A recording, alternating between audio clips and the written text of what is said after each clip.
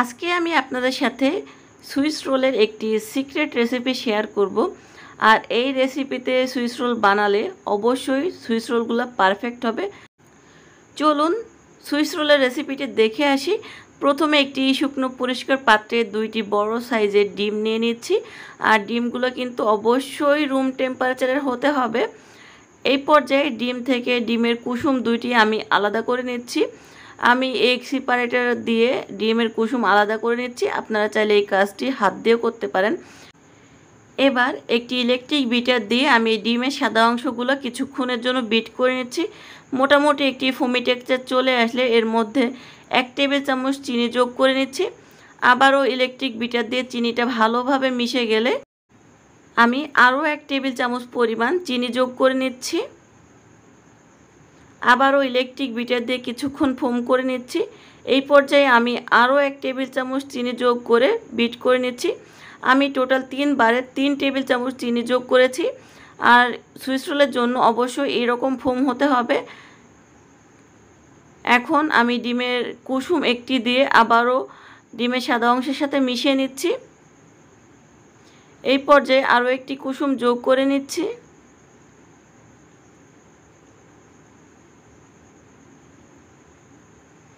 এখন আমি বিটারের কাঁটা দুটি খুলে নিচ্ছি। একটি কাঁটা আমি সরিয়ে নিচ্ছি। এবার 1 টেবিল চামচ ময়দা আমি ডিমের ফোমের সাথে নিয়ে বিটারের কাঁটা দিয়ে আলতোভাবে মিশিয়ে নিচ্ছি। আমি এখানে টোটাল 1 টেবিল চামচ করে 4 বারে 4 টেবিল চামচ ময়দা যোগ করে নিচ্ছি।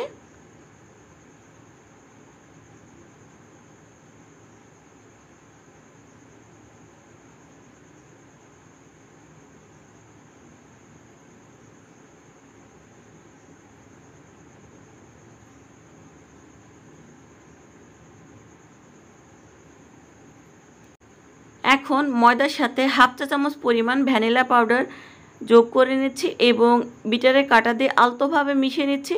আপনারা চাইলে এখানে হ্যান্ড হুইক্স ব্যবহার করতে পারেন। আপনাদের কাছে যদি ভ্যানিলা পাউডার না থাকে আপনারা চাইলে কিন্তু হাফ চামচ পরিমাণ ভ্যানিলা এসেন্সও যোগ করতে পারেন। আমাদের কেকের ব্যাটার এখন রেডি। আমি 13 বাই 7 ইঞ্চি একটি বেকিং ট্রেতে সম্পূর্ণ কেকের ব্যাটার নিয়ে নিচ্ছি।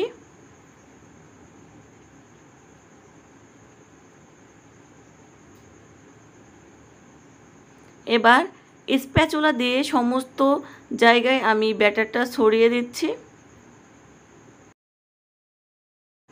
এই পর্যায়ে একটি ছোট প্যালেট নাইফ দিয়ে আমি সম্পূর্ণ কেকের ব্যাটার সমান করে দিচ্ছি। কেকের মোল্ডটিকে কয়েকবার ট্যাপ করে 150 ডিগ্রিতে আমি 15 মিনিটের জন্য বেক করে নিচ্ছি। কেকটি পুরোপুরি বেক হয়ে গেছে। আমি ওভেন থেকে বের করে কেকটি ঠান্ডা করে নিয়েছি। অপরদিকে আমি কেকের ভিতরে যে গানাশটা দিব সেটি রেডি করে নিয়েছি। এখন মোল্ড থেকে কেকটি বের করে নিয়েছি এবং কেকের নিচের বেকিং পেপারটা আমি তুলে নিচ্ছি। সম্পূর্ণ কেকটি আরও একটি বেকিং পেপারের ওপরে আমি নিয়ে নিয়েছি। এবার কেকের উপরে আগে থেকে রেডি করে রাখা চকলেট গানাশ আমি দিয়ে দিচ্ছি এবং প্যালেট নাইফ দিয়ে আমি কেকের চারিদিকে গানাশটি ছড়িয়ে দিচ্ছি। আমি কেকের সমস্ত জায়গায় গানাশ দিয়ে কভার করে নিয়েছি। এবার নিচে যে বেকিং পেপারটা দিয়ে রেখেছিলাম সেটি দিয়ে আমি কেকটাকে রোল করে নিচ্ছি।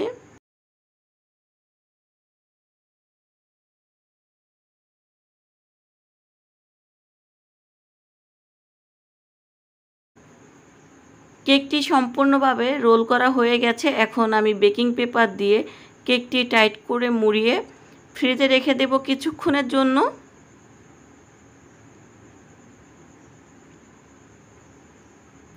আমি কেকটি ফ্রিজ থেকে বের করে নিয়েছি। এবার বেকিং পেপারটা সরিয়ে নিচ্ছি। কেকের উপর দিয়ে আমি কিছুটা আইসিং সুগার ডাস্ট করে দিচ্ছি। আমি এখন একটি ব্রেড নাইফ দিয়ে সুইস রোলটা কেটে দেখাচ্ছি। আমি একে একে সবগুলো সুইস রোল কেটে নিচ্ছি।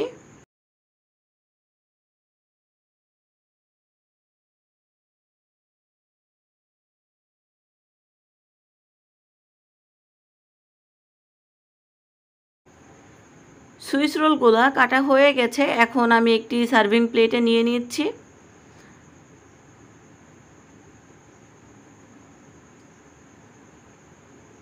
আমি আপনাদেরকে কাছ থেকে দেখাচ্ছি সুইস রোলগুলো কতটা পারফেক্ট হয়েছে।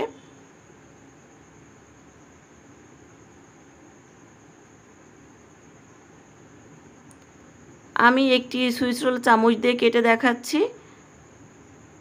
কতটা সফট হয়েছে সুইস রোলগুলো।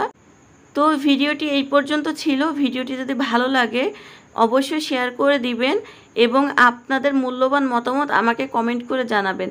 এতক্ষণ ভিডিওটি দেখার জন্য আপনাদেরকে অসংখ্য ধন্যবাদ। সবাই অনেক ভালো থাকবেন।